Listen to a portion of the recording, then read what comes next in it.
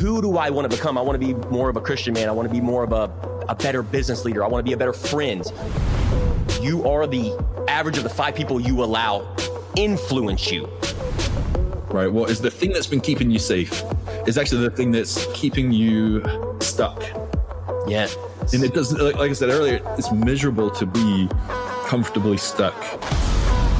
And this is 1% better every day. We talk about this, which compounds to that 36, 37% over a year. So understanding that, I'm like, okay, what do I need to work on today? Do I need to apologize to somebody? Do I need to show up more in kind and compassion and loving? If you don't have that mentality of growth, if we're not growing, then we're dying. And so that's always been embedded in my mind. And so when I reflect back the last decade and just being along in this journey with you, if we haven't killed the old version of us, then we would be stuck in that cog in the wheel or rat race.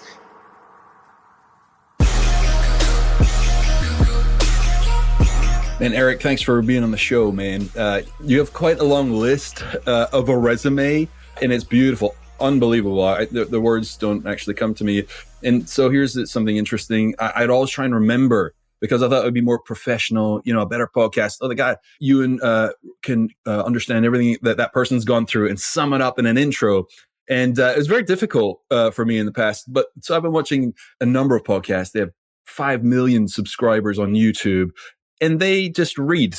They just read off a sheet. I'm like, well, that's what I'm going to do, man, because you have such a beautiful resume. I don't want to miss anything out. So, man, double Bronze Star combat veteran, CEO of a mental health and veterans advocate, a master storyteller, man. Just I've gone through your bio. It's just absolutely beautiful, man. So we're going to dig into so much. That was a really summed up version because I want you to speak to all the things that you've done. But man, you've not just been on the battlefield for real, but you've gone through the battlefield in your mind as well. And that's where most people suffer the most. Like physical pain, we can take that on, because we can heal from physical pain, but that emotional pain, that can be with you for decades if you ever can get a handle on it. So, we're going to speak about all that today. So, man, yeah, if you'd like to jump in, give us a little about yourself and we'll get into the conversation. Looking forward to it.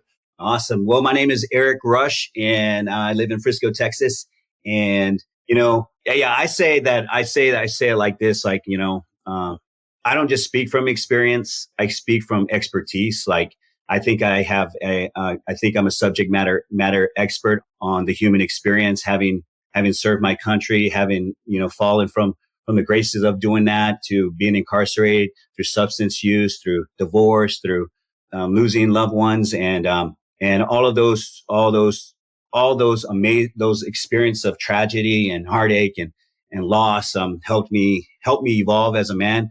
And has put me in this place where now it's like, hey, well, let's flip this script around. Let's not talk about the tragedy so much. Let's talk about the triumph in your life. So for me, it's been a beautiful blessing, and it's only just been happening these last few years, these 3 to 5 years. It's like maybe 3 years. Like, let's turn the ship around.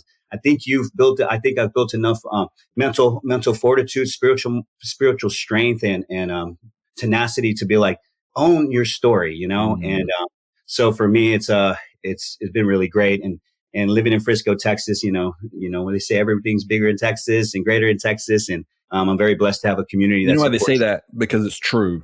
Amen. It's true. Yeah. So, no, it's been a great experience. Life has shaped me to the man I am today. And I feel very blessed to be in the company of you two guys. And thank you very much for having me on your show. Yeah, man. Absolutely. Man. Appreciate that. So one of the things that I was reading your bio and I was kind of doing a little bit of research on it, and you've got your own podcast and we can tap into that as well. But one of the words that kept sticking out to me when I was doing some research on you was authenticity. A little bit about authenticity. And so one of the things that have really come up to me that I've been speaking volumes to in the last couple of years is really allowing my mask to drop, my ego and my pride, and just be my authentic self, not trying to be a chameleon, not trying to be somebody that I'm not, which allows me to show up fully alive in life, whether that's in business, friendships, podcast.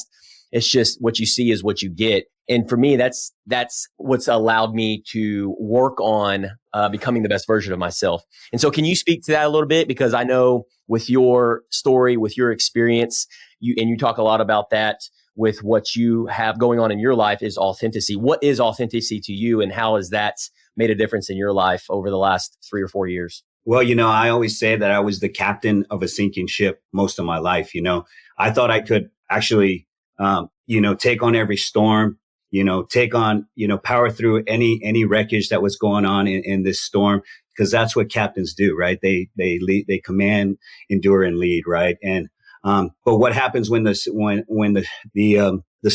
storm never ends, or the shore never appears? What are you going to do? And for me, I had to hit rock bottom to find out that sometimes holding on too tight to things, you got to let go so that the real captain can step up and reinvent your life. And for me, I always say that that I was born into a broken home with single parents. So I was starving for identity, and I didn't have an identity at that time. So for me to get to authenticity took a lot of turmoil, a lot of personal pain and tragedy to go through for me to really come out on the other side of things. And I really believe that if it wasn't for that, I would not have the kind of resume I have now, which is very deep and what they say, existential, in some ways, but for me, authenticity is kind of breaking down the four walls that I've been trapped in most of my entire life. And like I said, this has just happened recently, and it's taking out the four walls and saying, you know what? Yes, I'm a double bronze star, which I couldn't own. I had a hard time owning. I had a hard time saying I was a Could you tell us what that is real quick, just for the audience? What is that, you've done it twice, so what is that bronze? You're at the beginning, or at the end of two campaigns. So for me, it was those two campaigns. That's what the double bronze stars means. Most people walk out if they're in, let's say, combat for a year or two. They'll walk out maybe with three or four bronze stars. Just depends, what campaign their initiatives they're on. So and for me, it was all in the Middle East, and from the beginning of a campaign to the second part of the campaign, and so that's what double bronze stars. But for me, I couldn't even own that, so I just kind of turned off all the turmoil that was in my life and just shut down. And I self-isolated. So for me to get to the point of authenticity, I had to tear down those four walls and take ownership of I even threw my medals away. That's how deep it was. It was like, I didn't want to own anything. I didn't want to be around any combat veterans. I didn't want to have conversations about combat or the hardships of that. Being raised in a single parent home, I starved for identity. And when I enlisted, that's what I got. But what they say, well, war will give you an identity. It'll chisel you and sharpen you and put you in that machine. Mm-hmm. But once that machine spits you out, then what? Right. Yeah. And for me, authenticity is breaking down the four walls of your life and getting down to the bare bones, and actually just also going through my turmoil of substance use, being having to say, hey, being willing to admit that you have a problem, and you're struggling for substance, being a substance abuser. Mm-hmm. And that was a hard place to get to. That was one of the hardest places to get to. But just having these labels that you put on these people, like for myself, I had to have this concept of like, hey, I'm broken, but tell me what I'm not so I can get to where I am. Mm. And that's where this whole shape of authenticity started to take shape. So for me, it's about shaping your moral, your core values of who you are and who you want to be in life. Because that was the one thing I didn't have an emotional guidance system. I was forged in neglect and conflict through my parents, having a tumultuous relationship they had for most of the years, but going through that, and then you get out and you have substance abuse problems, and then you become a convict. You become a prisoner of your own mind, body, spirit, and soul. Mm-hmm. And you're really physically put in a physical prison. So having to own that story too. So owning all parts of your life, because really the truth is we're not designed to carry our stories alone. Mm-hmm. We learn by communicating with each other. As you guys know, you're here to share your space with me and give me an opportunity to share that story. But getting to the point of authenticity where you have to take off the shields, take off the breastplate of, all these things that you have over your helmet, and start getting to a place where you're starting to own your story. So counterintuitive, we put that armor on to protect ourselves, to be strong, to protect that inner weakness that we, called weakness. It's really just our vulnerable self, our authentic self. And yet the true strength is taking it off. Like you just said, like that's when you become this powerful person, that armor actually keeps you restricted and small in fear, as opposed to once you let it off, well, there's no fear anymore. You're just kind of free to be. And you mentioned a couple of times already there, Eric, that this is kind of new, like the last 3 to 5 years, maybe you said 3 to 4. What shifted? What changed? What has brought this on all of a sudden? Was it just like a sudden realization, or has it just been brewing and then you just wanted to own it, or was it a catalyst, or what did that? It's crazy because I always thought that when I started podcasting, I went to school, and that was the thing is well, before that, like I had gotten throughout this whole thing, I had been treated for the root cause of. I wasn't treated for the root cause. I was treated for the symptom of things that I was going on. So all of it was substance related counseling, right? And on a fluke visit 2013, I went in and then they finally, I went in, the surprise psychologist came out instead of a nurse, said, we need to sit down and talk with you. Have you ever been diagnosed with combat PTSD? And it was just like the floodgates opened up, right? And all this well of turmoil and all my interpersonal problems that I was having from coming back from deployment. Cause, like I said, once that machine spits you back out, you don't come back the man who left, Yeah. and you don't have a name. You're unrecognizable to yourself and to others. So for me, it was like having to go down that road. But to answer your question, it's to get to that place of what was your question again? Sorry. Well, it was, when did it last 3 to 4 years? You said you kind of had this awakening. Yeah.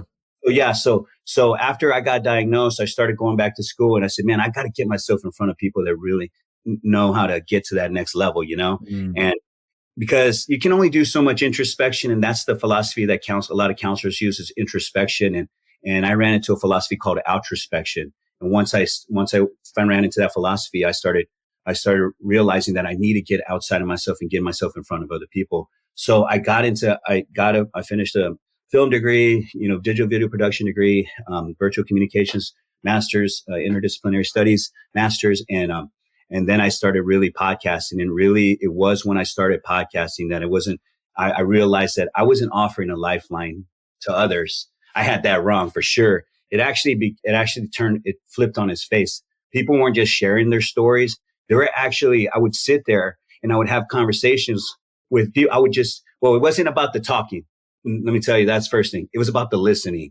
And for me, like once I started having these conversations with people, I would sit there and I would be like, just looking them dead in the eye and be like, man, that's me. In my head, I would keep clear, and that's me, and that's me, and that's me. And they were they were just sharing their stories. They were holding a mirror to mine. And then once I started realizing that, like, holy crap, I haven't been through this alone. I'm not the only one that's experienced these hardships, and how their stories are very unique, but somewhat similar in these moments. So I started doing that, like that introspective approach to trying to find individual and collective values so you can find how I was going to live was so important to me. And so I took that introspective approach about trying to learn, and it became about listening and learning and healing. Mm-hmm. And that's when this whole thing started to unfold. So I used this podcasting tool to actually rehabilitate my life. Really. That's cool. That's so cool. Yeah, for sure. You had mentioned 4 walls a few times now. Would you mind sharing with the listeners what those 4 walls look like in your life? And yeah, I would say shame, blame, guilt, trauma, addiction, resentment. Maybe they would, count the scene in underground, let's say, right? So for me, there's probably more than that. And for me, when I got sentenced, I had 2 years for DUIs, right? Multiple DUIs. And so when I got sentenced, I came back from court and I beat the crap out of some guy. So I got sentenced to 30 days solitary confinement. But prior to that, what ended up happening is a priest would keep visiting me while I was in jail. I was in jail for a year before all that stuff, before that came to an end. But he would come visit me and say, "You're going to go into solitary confinement." And it was just before Easter, and he said, "You're going to go in this thing, and it's going to be your tomb. When in that tomb, Rush, I want you to write down every blame, shame, guilt, resentment, anything that really hurts you, that's hurt you, or you're responsible for. I want you to write it on the walls of that prison, that cell." And so with this little pencil with no eraser, I wrote all my shame, guilt, and all the resentment. So those walls were probably multiple. It was more like an octagon where I was me against me, Wow. Yeah. And so, what was that like, that 30 days in there, because being isolated, humans are not meant to be isolated, but at the same time, you're kind of forced to reflect. And it really is good for people to be in isolation at some point, but that 30 days, there's probably so many analogies. We have a mastermind group, and it's business owners, entrepreneurs. We get together, and the common theme is we just wanted to be together with people to be able to verbalize what's going on internally. And it's almost its own like therapy session, whatever you want to call that. It really helps us all elevate, and we all leave every Friday. We leave that room elevated, and we're not the same people anymore. That's because we're together. We've been alone, and it's not fun. So you've been in that room, 30 days. You'd have the priest coming to visit you, but what was that like? The pros and cons. Well, I say it like this, it was the size of a bathroom, right? So you're in this cell with no windows, no sound, and no escape. But then, it's like I say, the silence first feels like nothing, right? Mm. Like it feels like absolutely nothing. But then the silence starts to grow teeth, right? How long did that take for that silence to kick in? Probably 48 hours, right? And then I say, then the silence, then the nothing starts to grow teeth, and then the nothing starts to whisper, right? And then what happens after that, it starts to whisper everything that you've been struggling with, everything that you've been going through, right? The mistakes, the faces, the blood, the resentment, all that stuff, right? The nights you can't undo. And for me, that's what happened. It was like, you're in there, and then you realize that you're not trapped in this cell that you're in. You're trapped inside yourself, right? Mm-hmm. And I always, for me, it was like, I always wondered, like, what would people do if they were in a cell with their own thoughts? Would they like the person they were left with? And we'll never find out nowadays, because that you can't go you say 48 hours, you can't go to 4 to 8 minutes without getting your phone out to never have that deep conversation, that thought process with yourself. We're constantly distracted. And then we look up and we're like, why am I so alone? And you had that time alone to really reflect and do that soul searching that helps you kind of get to that baseline, that understanding yourself and like which direction you want to go. And I think, you did what you did, and you end up in jail or in prison and deal with those things. And a lot of people say, well, I didn't do drugs and I'm not in jail, but man, everybody has to deal with what you dealt with right there. And it's a matter of taking that time, that isolation, and really processing. Like if we could just put the phones down, you know what I mean? And really, it was almost a beautiful gift that you got to have that. Yeah, 100%. No, I do believe, like I said, I've had more alone time with God than most people will ever have in their lifetime, And in that one moment, like it was like all I had was the pencil and a Bible. And when I had to get outside myself, when I was literally reading the Bible, I was like, this is all I got, and you get a writing pad, but I just would write down quotes that I had on the Bible, and it just like consumed me spiritually. And all the parables and the Acts, certain parts of the book of New Testament. And it just kind of kept me inspired and powering through. And of course, the priest that came visit me is a rock solid guy. But, no, it was feeling like I was trapped inside myself, and I'd have to tearing of the flesh. It felt like many times, like I can't, you're just having these conversations by yourself. But I think it was it was something. That's why I say I speak from an expertise, because I'm an expert in the human experience. Because this isolation, I think it's really important for people to take time away, like real down, they say when you detach all your, you go detach all your electronics and stuff like that. Yeah. So yeah. Do you feel like, Eric, obviously you've been through a lot, man. So going through this process, going through this journey, and then reflecting back, and it's like, okay, that we just did an episode on this, the old version of us working on becoming that 10.0 version of ourselves, that best version of ourselves.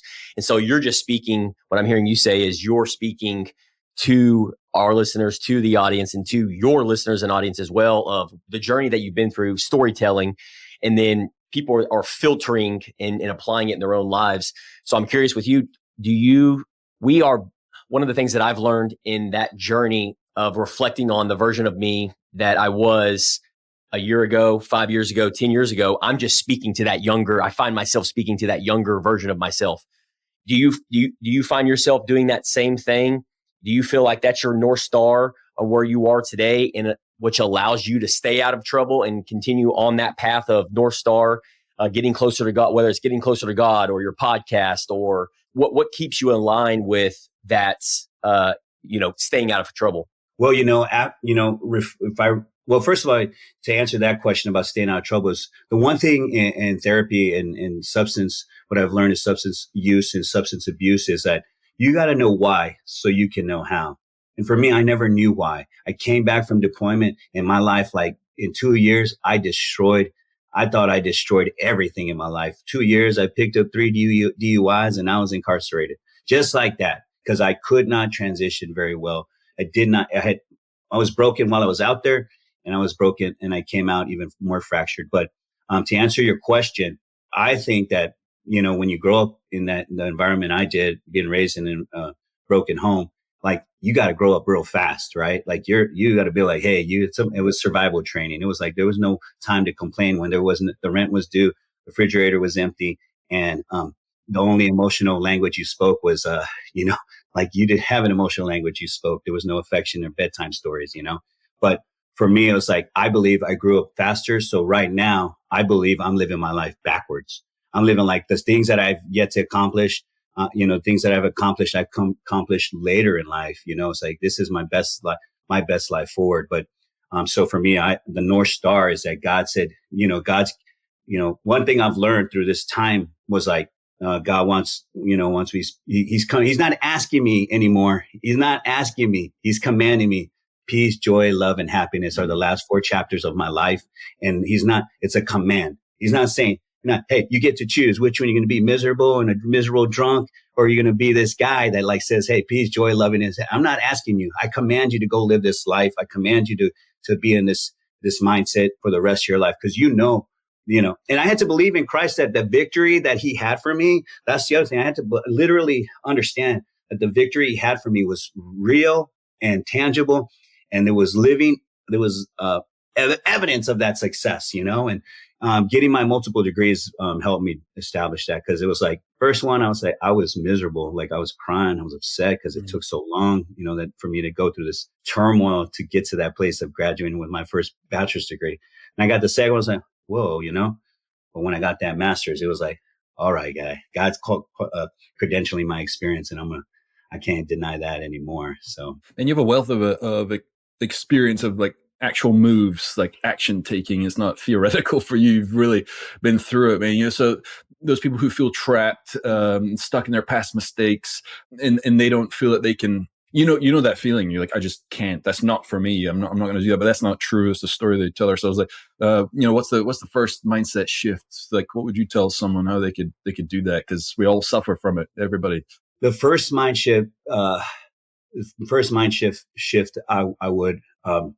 I would say is that what if you weren't supposed to be carrying on the burden that you're carrying right now, right? That's holding you down. What if you let go of that burden that could actually, the very thing that you're not letting go of could actually save you? So for me, it's like the mind shift would be to, number one, humble yourself to the learning, if people call you a horse, go buy yourself a bag of oats because you're being a jerk, then go buy yourself a bag of oats, I would say get help from the people that are there, like expert help from people, like people that have measurable success. There's too many people that will try to take, even when you're on your way out of that situation, people, no, don't do this, don't do that, don't do. And, the other part is believing, how strong. I recently spoke to a few inmates recently, and I told them, like, they were saying, well, how do you take risks, right? And I said, well, where are you spiritually? Like, can you handle the loss? Mm-hmm. Can you handle the loss of taking this risk? Because if you're not able to handle loss, then how strong is your faith in Christ? If you can't handle this loss, but also don't set limits on yourself, because God can put you in these little tight spaces that they say you don't belong in. And he'll put you right in there, and you'll break that hole wider and wider, make it wider. And so, yeah, I say, have faith, see where your faith is at, where you are spiritually, get advice from people that are professional advice from people that can get you to another place. Listen for sure. Yeah. Listen, man, active listen. That's one of the things that I've been working on the last year or 2 years, Eric, is active listening. And so, man, I've learned that Ewan does such a good job at active listening. And so one of the things that I've learned with me and him, because iron sharpens iron, and we'll get in this like vibe, this on the podcast or in person, and people around us are like, what's going on with these two, right? They're this in the secrecy. And so I find myself, I'm like, okay, Sean, do less talking, more active listening. And you would probably say the same. So I couldn't agree with you more. Active listening. It's so powerful and it's underrated. It's such a skill set too, because if you're a leader, like we all are on this podcast, whether you have a team or your spouse or kids, I feel like that is the key ingredient is active listening. And so I'm curious on like, why does it take us so long as human beings, teens, 20s, 30s, 40s, 50s, 60s to actually understand this? Like, I know I need to be a better active listener because that to me is going to be the fastest way to get to where you want to go, whether it's a coach, a mentor, or even active listening on a podcast. And so being intentional about what you're actually actively listening by asking the questions. So somebody listening to this that's wanting to level up their active listening skills, what has worked for you? Because you've mentioned it a few times now on active listening. What has helped you to be a better active listener in these last few years? I would say asking the questions that people that you need to know, like you need to have answers to, right? Like if I'm going to go into a conversation with somebody that's a expert at asking questions, because I recently had one where he was an expert at asking questions. Like, holy crap, how am I going to get through this conversation? I better ask quite the right questions, Mm-hmm. And he was like, man, you asked some really tough questions. I was like, all right, then I've accomplished my mission, Mm-hmm. But I'm asking the questions that kind of will peel. Be honest with yourself. You do an inventory check of who you are and who you're not, or who you want to be. Let's just put who you want to be on that list. Forget who you're not, but put who you want to be, because that's all that really matters. And I think that was a very vital step for me is who do I want to be? I don't have to start from point A. I can start from point B and go to C, D, and F. I don't have to go, okay, let's just, let's feel sad and lonely and afraid and all this crap. Or you could just say, who do I want to be right now? Forget that step. I think the introspection, you can get stuck on being stuck, yeah. And it's a mind, so I think getting that, but decide who do you want to be and get that, put that in the universe, see God, put that work for God to understand you, understand what your desires are in your heart. Here he does. But if you put them out there, you're putting forth an effort to make it real. And for me, that's a very big step is to write down who you are, who you want to be. Mm-hmm. And then you get 44% more chance of accomplishing the goals that you put out. And for every one of the goals I put out, I think I've attained a lot, very, except for being, a billionaire. But no, this is more about who you are, not what you do, so, but being honest about that and getting that out in the world will be the first integral step of setting that course. This is the map. This is the map I follow. This is a roadmap. This is who I want to be. And this is non-negotiable. I feel like because of the alternative of that, if we don't, then we're stuck in our own ways. We're in isolation. We're trying to do things on our own term versus slowing down to go fast, asking the questions from somebody that's been down the road that we want to go down. Yeah, no, it's true. Like, I also think that we can be so overwhelmed with the burdens that we endure, the emotional struggles, spiritual struggles, mental struggles, financial struggles, whatever, all kinds of struggles, we can be so consumed that it'll shut down your ability to hear, and you'll be stuck in this vortex of guilt, shame, blame, for a long time. I think with listening to, I always ask, well, why do we not listen? It's a good question. Like, how do we active listen? Why would we not? And a lot of the times it's because we want to be heard, seen. We've not gotten that. And why do we want that? Well, because we're not confident within ourselves yet to where we could actually just sit and be okay. Because I'm confident in myself and I feel value and I know I'm seen and heard. But when you don't have that, you kind of force it, so you're not listening. You're not doing that after listening and asking questions. You're actually trying to say something. You want to be heard and seen so that you get that feedback, that love, And so to me, it's an indicator as you progress and grow and do find that confidence, especially within Christ, right? When you know that he sees you, it's not as important to be seen by others at that point. It's coming from a mature, you want to see other people because, that's where the power and the impact is. And anybody that's working on that, it's like me and Sean talk about this all the time. Like, yeah, we're working on that active listening, asking more questions, getting in their world. And that's come from doing the work ourselves, and I can tell with you two, Eric, it's like, you use your story and the things, your experiences to help other people, but then you're right over there into their world so that can impact them. And so to me, it's a sign of maturity. Being able to ask those questions is also a sign of peace and contentment, and you're outward looking. And you mentioned a couple of times, you had PTSD is kind of what they, that's what they call it, coming out of the military. But your childhood growing up, there's a C PTSD, complex PTSD, and also known as childhood PTSD, where, it's not combat, it's not like life or death, but it certainly feels like that when you're a kid. It kind of feels like life or death. So you start forming these thought processes, mindsets, and we act off of those things even into adult age, and then, so it sounds like, you must have dealt with that. And then you go into the military and you get that PTSD from actual combat. I mean, you've just had it all the weight on you, So what is, you've talked about getting to know yourself and having the vision and the why and writing down, most people won't ever experience that PTSD combat, but they experience it themselves even as adults. Maybe it's a loss of a business or a loved one, or just their communication styles. It's just way off the charts. Like, what would you say to them? Like, how do you heal from that PTSD? Like, what's some of the action steps people could do? Because it then does show up in the real world of taking action. So what's the PTSD keeping you small? Yeah. First I would say, go back and probably reflect on how, I say I wasn't emotionally, spiritually, psychologically mature enough to handle the weight of being deployed. I was already forged in chaos and conflict.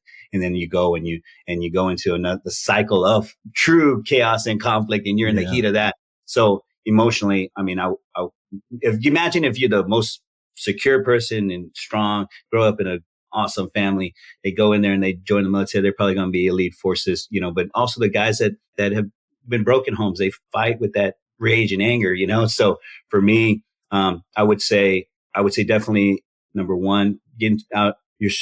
You're not designed to do this alone. We're not designed as humans to do this alone. For a long time, I had to realize that I thought I had to do it alone. All the shame, guilt, and blame, and all these things with PTSD and the hypervigilance and the self-isolation, which deals with shame, guilt, all these emotions, the vortex of the vicious cycle of guilt it spins us out of control. And then we become insecure, we become anxious, and we start becoming, then that anxiousness emotes outwardly. And then you hurt somebody with your words or your actions. And then that whole cycle starts all over. You shame, guilt, and then you get even worse, and you're propelling this hurricane. But for me, is definitely get yourself in front of people that want to listen to you, that have that emotional maturity that we talk about. Is put yourself in people that are balanced individuals, that they have the breastplate of righteousness and strength that says, hey, I'm with you in this journey. I'm down with you. I'm not going to mislead you. I'm not this toxic Sally that goes out socially drinking with you, and I pour my business out with you. It's like, I'm one of those guys that says, hey, I want to help you get stronger, more resilient, and more determined. So put yourself around those type of individuals that are going to really do that. But seek professional help, guidance, and mentorship, because honestly, I'll say I didn't do this alone. The VA helped me out quite a whole lot. And first of all, in diagnosing, and it was a lifeline for me to be diagnosed at, and because that turned everything. It answered the question why. It answered the question why I was returning to substance use, and then it showed me how to start taking the action steps to get to a better place. So definitely put yourself in, choose the right people to confide in that aren't going to mislead you. So somebody that's going through those struggles, adversity, setbacks, and they tend to turn to alcohol, or they turn to something that's not good for them, right? Yeah. That's going to set them back, which is a four wall, as you explained, that creates shame, guilt.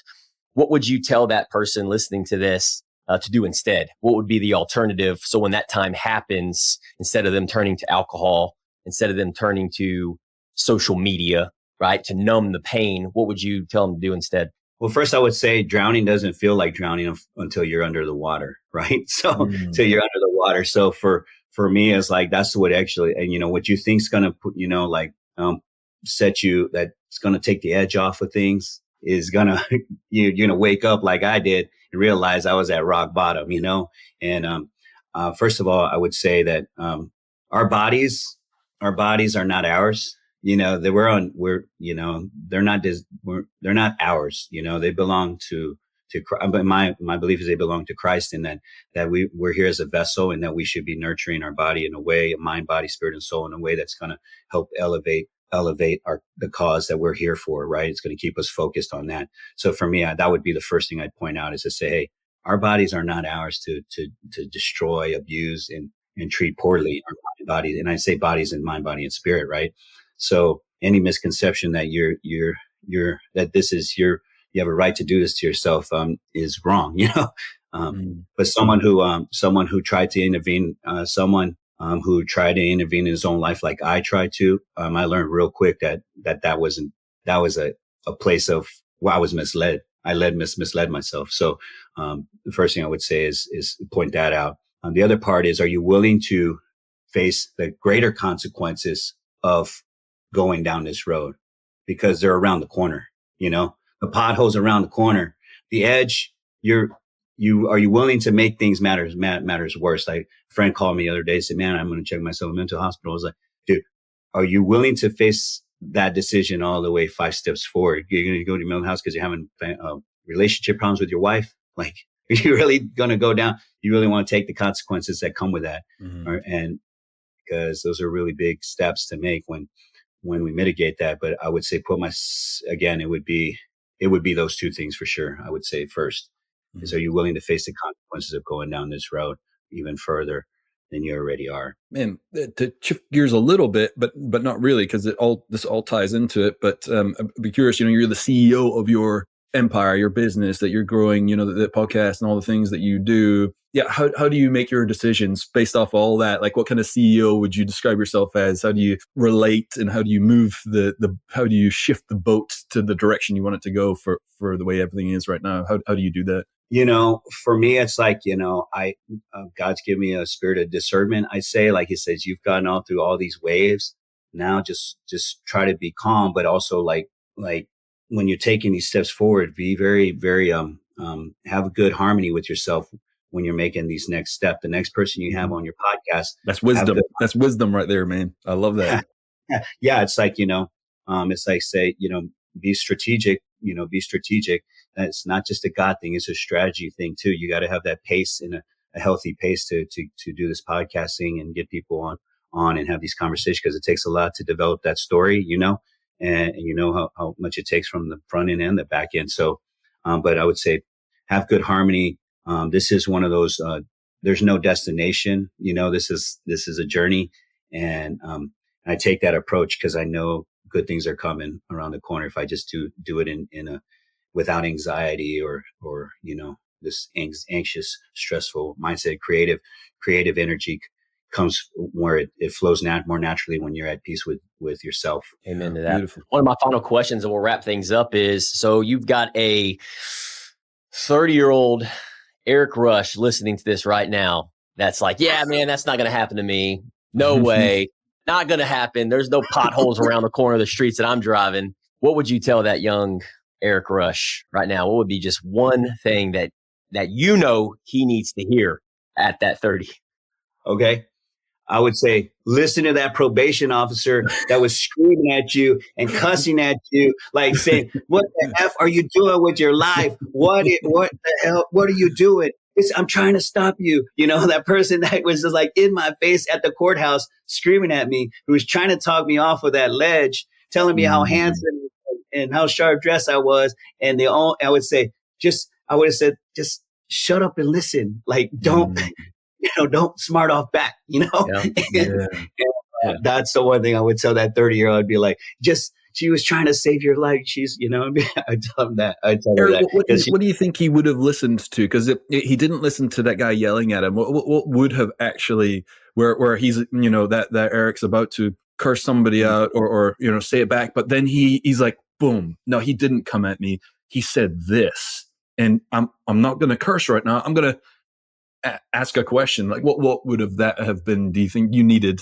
That's a very good question. I would say, well, can you help me turn my life around? Can you help me get me down? Can you help me get my, ask her if she can actually help you. Yeah. Instead of just being your probation officer, because she seems passionate about how you're ruining your life. And, but I would say, ask her if she can help you turn your life around. Oh, wow. Powerful. That's amazing. Powerful. Yeah. Yeah. And what I'm hearing you say there is you're dropping the ego, you're dropping the pride, you're dropping the mask, and you say, hey, I just need some help. I need some help, which is. Yeah. Yep. You have that armor on, the armor that you think protects you, and totally wrecking. If you take that armor off and just ask for some help, which seems like weakness, is true strength. And that's where that's the uncomfortable growth begins, and you don't need to protect yourself from that. And yet we do. But that's some wisdom right there. Is a great answer. Could you help me? So simple and yet so hard and complex, Yeah. It was that's how hard it was. Yeah. It's like, but it's been, you look back, I think about that probation officer often and regularly. Honestly, I do. I'm like, I wish I would have listened to you. I wish I would have asked you to help me. You need to have her on your show. I gotta find her first. Good. Yeah, that would be really good. I have to find her first. That'd be powerful. That'd be great. Awesome, I have thought about her often. Wrapping things up, man. We really appreciate the time, energy, and effort you just sharing your story today and taking us through the journey and just being vulnerable, dropping the ego, dropping the pride. I know this has been nothing but valuable for our audience. So we really appreciate you spending and saying yes today and spending the time with us.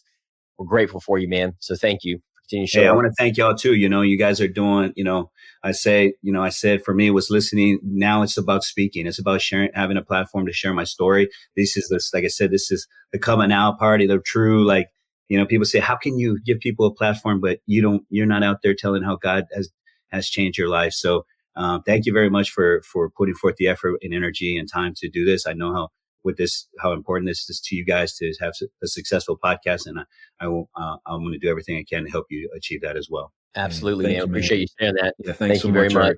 Man. And we know how tough it is to really build and podcast and just live life in general, right? And so we need that. We need to be able to support each other. And so we want to do that today. And I know me and you and do in our audience. So how can we support you? How can Level Up and Live, our community, support you? Yes, I would say, I go to primepagepodcast.com and check out some of my videos. Push some of my videos out if you have a chance.